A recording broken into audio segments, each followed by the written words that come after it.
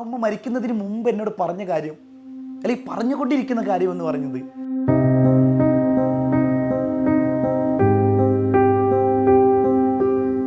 അങ്ങനെ അമ്മ പറഞ്ഞു, ഇല്ലടാ ഒരു വളയാണ് ഇപ്പോഴത്തെ മോഡൽ എന്ന് പറയുന്നത്, ഒരു വള ഇട്ടാൽ മതി എന്ന് പറഞ്ഞു. എനിക്ക് ആ കബറിൻ്റെ അടുത്തേക്ക് പോകാൻ പറ്റില്ല. പക്ഷെ ഞാൻ ജോമെട്രിക് ബോക്സ് തുറന്നിട്ട് വീണ്ടും ഉമ്മയോട് പറഞ്ഞു, എനിക്കിതെങ്ങനെയാണ് പറഞ്ഞ് മുഴുവനാക്കേണ്ടതെന്ന് അറിയുന്നില്ല കറക്റ്റ്.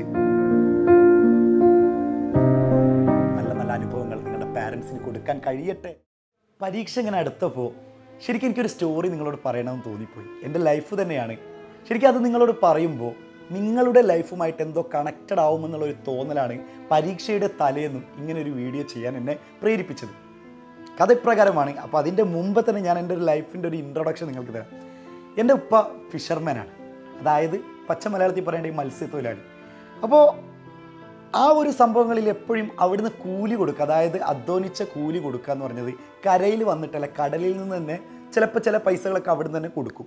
അപ്പോൾ ഈ കടലിൽ പോകുന്നവർക്കൊക്കെ ചിലപ്പോൾ ആ ജോലിയുമായിട്ട് ബന്ധമുള്ളവർക്കൊക്കെ അറിയാം, ചില സമയങ്ങളിൽ ഓരോ സീസണുകളാണായിരിക്കും. ചില സമയങ്ങൾക്ക് നന്നായിട്ട് മീൻ കിട്ടും, ചില സമയത്ത് തീരെ മീൻ കിട്ടാതെ തിരിച്ചൊന്നുമില്ലാതെ നമ്മൾ പറയില്ലേ കൈമലർത്തി വരുന്ന സമയങ്ങളുണ്ടായിരിക്കും. അങ്ങനെ ഈ കൈമലർത്തി വരുന്ന സമയത്താണ് റാങ്ക് ഫയൽ, അല്ലെങ്കിൽ എനിക്ക് തോന്നുന്നത് A+ ഷുവർ ക്വസ്റ്റ്യൻ എന്നുള്ള ഒരു റാങ്ക് ഫയൽ, അതായത് ഒരു ബുക്ക് സ്കൂളിൽ വിൽക്കാൻ വന്നു. ഏകദേശം 85 രൂപയാണ് ആ ബുക്കിൻ്റെ വില വരുന്നത്. അങ്ങനെ 85 രൂപേൻ്റെ ബുക്ക് വില എല്ലാവരും വാങ്ങാൻ ഒരുങ്ങുന്നുണ്ട്. പേര് കൊടുത്തു, എനിക്കും വേണമെന്നൊക്കെ പറഞ്ഞിട്ട് ഞാനും ഇത് വീട്ടിൽ പോയിട്ട് പറഞ്ഞു. ഉമ്മ ഉണ്ട് തൊട്ടടുത്ത്. ഞാൻ വീട്ടിൽ പോയിട്ട് പറഞ്ഞു 85 രൂപയാണ് അതിൻ്റെ പൈസ എന്ന് പറയുന്നത്. അപ്പോൾ ഉമ്മ പറഞ്ഞു, ഇപ്പം ഈ 85 രൂപ കൊടുക്കാൻ നമ്മളടുത്ത് ഇല്ലല്ലോ. ഞാൻ ആദ്യമേ പറഞ്ഞിട്ടുണ്ടായിരുന്നു, വെറും കൈയോടുകൂടി കൈമലർത്തി വരുന്ന ആ ഒരു സീസണിലാണ് ഈ ഒരു ബുക്ക് എനിക്ക് വേണമെന്നുള്ള ആഗ്രഹം വന്നത്. ഇപ്പോൾ പറഞ്ഞു, എന്താ ഇപ്പോൾ ചെയ്യുക? ശരിക്കും ഇപ്പം എൻ്റെ കണ്ണുകളിലായി ഇങ്ങനെ കാണുന്നുണ്ട്, മകൻ ആദ്യമായിട്ടൊരു കാര്യം, അതും പഠിക്കാൻ വേണ്ടി ഒരു ബുക്കിന് വേണ്ടി പൈസ ചോദിച്ചിട്ട് എനിക്ക് കൊടുക്കാനൊന്നും ഇല്ലല്ലോ എന്നുള്ളത്. 2 ദിവസം കഴിഞ്ഞു. 3-ാമത്തെ ദിവസം എനിക്ക് ഉമ്മ ഒരു 100 രൂപ എടുത്തു തന്നു. 100 രൂപ എടുത്തു തന്നിട്ട് പറയും, ആ ബുക്ക് കഴിഞ്ഞിട്ടുണ്ടാവും, ഒന്നും കൂടി കിട്ടാൻ വഴിയുണ്ടോയെന്ന് വെച്ചിട്ട് ഉമ്മ 100 രൂപ എടുത്തു തന്നു. പക്ഷേ ആ 100 രൂപ എന്തോ ഒരു നനവ് ഫീൽ ചെയ്യുന്നുണ്ട്. ആ 100 രൂപ നനഞ്ഞിട്ടുണ്ട്. അപ്പോൾ എനിക്കതിൻ്റെ പൊരുൾ അന്ന് മനസ്സിലായില്ല, പക്ഷെ പിന്നീട് എനിക്കതിൻ്റെ പൊരുൾ മനസ്സിലായി. ഞാൻ ആദ്യമേ പറഞ്ഞിട്ടുണ്ട്, ഈ ജോലിയുടെ ഒരു പ്രത്യേകത എന്ന് പറഞ്ഞാൽ കരയിൽ നിന്നല്ല കൂടുതൽ പൈസ കൊടുക്കുക, കടലിൽ നിന്ന് തന്നെ ആ പണിയെടുക്കുമ്പോൾ തന്നെ അവിടെ നിന്ന് കിട്ടിയ, അല്ലെങ്കിൽ തലേ ദിവസം പണിയെടുത്ത പൈസ അപ്പോൾ തന്നെ കൊടുക്കും. സ്വാഭാവികമായിട്ട് കടലിൽ നിന്ന് കൊടുത്ത ആ നനഞ്ഞ നോട്ടായിരുന്നു എനിക്ക് തന്നത്.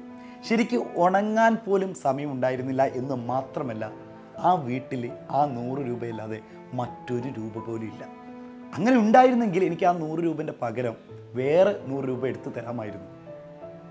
ശരിക്കും ആ ഒരു കാര്യം ഞാൻ ഞെട്ടലോടുകൂടി, അല്ലെങ്കിൽ ആ കാര്യം എനിക്ക് മനസ്സിലായി തുടങ്ങിയപ്പോൾ എൻ്റെ 2 കണ്ണ് നിറഞ്ഞിട്ടായിരുന്നു ഞാൻ ആ ഒരു മൊമെൻ്റ് മുന്നോട്ട് കൊണ്ടുപോയത്.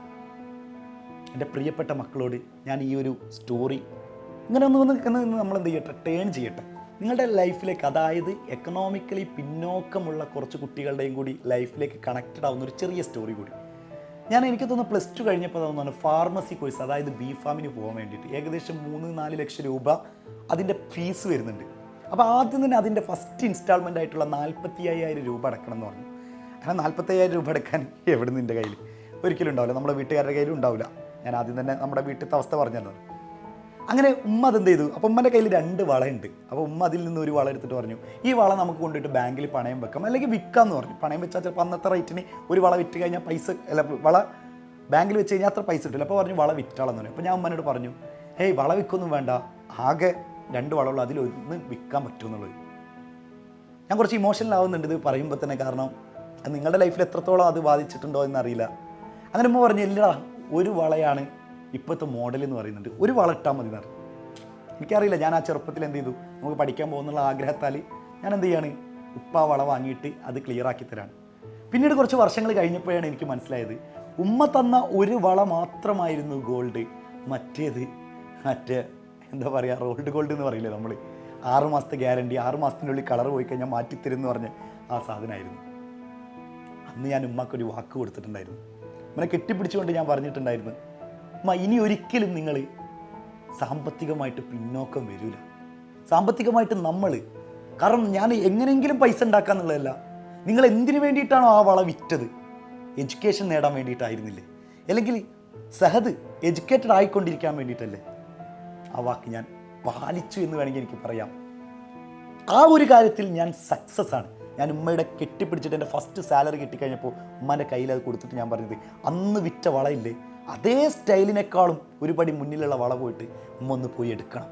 അതായിരുന്നു ഞാൻ ഫസ്റ്റ് അറ്റംപ്റ്റ്. മറ്റൊരു കഥ കൂടി പറഞ്ഞിട്ട് ഇത് നമുക്ക് അങ്ങോട്ട് ക്ലോസ് ചെയ്യാം. എനിക്കറിയാം ഇത് കണ്ടുകൊണ്ടിരിക്കുന്ന നിങ്ങളുടെ കണ്ണ് നിറയുന്നുണ്ട് എന്ന് എനിക്കറിയാം. നിങ്ങളിത് മുഴുവനാക്കോ എന്നറിയില്ല. ഇതിൻ്റെ ബാക്കി എവിടെ എന്ന് നിങ്ങൾ ചിലപ്പം മനസ്സിലിങ്ങനെ അലയൊലി ഇടുന്നുണ്ടായിരിക്കും. ഞാനൊരു ട്യൂഷനിൽ ക്ലാസ് എടുക്കാൻ പോയപ്പോൾ ഒരു കുട്ടി ജോമെട്രിക് ബോക്സിൽ ആ കുട്ടിയുടെ ഉമ്മയുടെ ഫോട്ടോ വെച്ചിട്ടുണ്ട്. ആ കുട്ടി അത്ര വലിയ പഠിത്തമൊന്നുമില്ല, സ്റ്റഡി എനിക്കും അറിയില്ല, 10A+ എത്തുന്നൊന്നും എനിക്കൊരു യാതൊരു പ്രതീക്ഷയില്ല. 2A+ഓ 3A+ഓ കിട്ടിയാൽ കിട്ടിയെന്നുള്ള ആ ഒരു രീതിക്കാണ് ആ കുട്ടി മോഡൽ എക്സാം വരെ കിട്ടിയത്. പക്ഷേ ഞാൻ അതിൻ്റെ റിസൾട്ട് വന്നു കഴിഞ്ഞാൽ അവിടെ A+ അനുമോദന ചടങ്ങിന് പോയപ്പോൾ ആ കുട്ടി ആ വേദിയിലുണ്ട്. ഞാൻ ആ കുട്ടിയുടെ റിസൾട്ട് നോക്കിയപ്പോൾ 8A+ഉം 2A. എന്നെ അത്ഭുതപ്പെടുത്തിയൊരു സംഭവമാണ്. അപ്പോൾ ഞാൻ ആ കുട്ടീനോട് ചോദിച്ചു, മോളെ 8A+ കിട്ടിയില്ലേ ഉഷാർ എന്നൊക്കെ പറഞ്ഞു. പക്ഷേ ആ കുട്ടി പറഞ്ഞു, സാർ ഉഷാർ പറഞ്ഞതിൻ്റെ പിന്നിലൊരിതില്ലേ, എനിക്ക് 8A+ പോയിട്ട് 3A+ പോലും കിട്ടില്ല എന്ന് സാറിൻ്റെ മനസ്സിലില്ലേ? സാറിൻ്റെ മനസ്സിൽ മാത്രമല്ല, ഒരുപാട് സാർമാരെ മനസ്സിലുള്ളൊരു കാര്യമാണ്. പക്ഷേ ഞാൻ അന്ന് ജോമെട്രിക് ബോക്സിൽ എൻ്റെ ഉമ്മയുടെ ഫോട്ടോ കണ്ടില്ലേ. ഈ വർഷം സ്റ്റാർട്ടിങ്ങിൽ എൻ്റെ ഉമ്മ മരണപ്പെട്ടു പോയിട്ടുണ്ട്. ആ ഉമ്മ മരിക്കുന്നതിന് മുമ്പ് എന്നോട് പറഞ്ഞ കാര്യം, അല്ലെങ്കിൽ പറഞ്ഞുകൊണ്ടിരിക്കുന്ന കാര്യം എന്ന് പറയുന്നത്, നല്ലൊരു റിസൾട്ട് വാങ്ങണേ മോളെ, നല്ലൊരു റിസൾട്ട് വാങ്ങണമെന്ന്. എനിക്ക് പഠിക്കാൻ മൂഡ് വരാതിരിക്കുമ്പോൾ ഞാൻ ജോമെട്രിക് ബോക്സ് ഇങ്ങനെ തുറന്നിട്ട് ഞാൻ എൻ്റെ ഉമ്മയെ നോക്കും. ചിലപ്പോൾ കണ്ണ് നിറയുമ്പോൾ ഉമ്മ എന്നോട് പറയുന്നൊരു വാക്ക് കൂടിയുണ്ട്, കരയരുത്.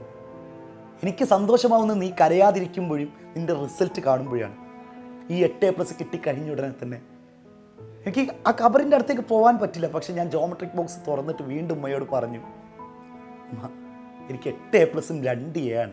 2A എങ്ങനെയാണ് സംഭവിച്ചതെന്ന് അറിയില്ല. ഉമ്മ ഭയങ്കര സന്തോഷവാനാണെന്നാണ് പറയുന്നത്. ഉമ്മ ഭയങ്കര ഹാപ്പി മൊമെൻ്റാണ്. ഇങ്ങനെ എത്ര അനുഭവങ്ങൾ. സമയം വളരെ കുറവാണ്. എനിക്കിതെങ്ങനെയാണ് പറഞ്ഞ് മുഴുവനാക്കേണ്ടതെന്ന് അറിയുന്നില്ല കറക്റ്റ്.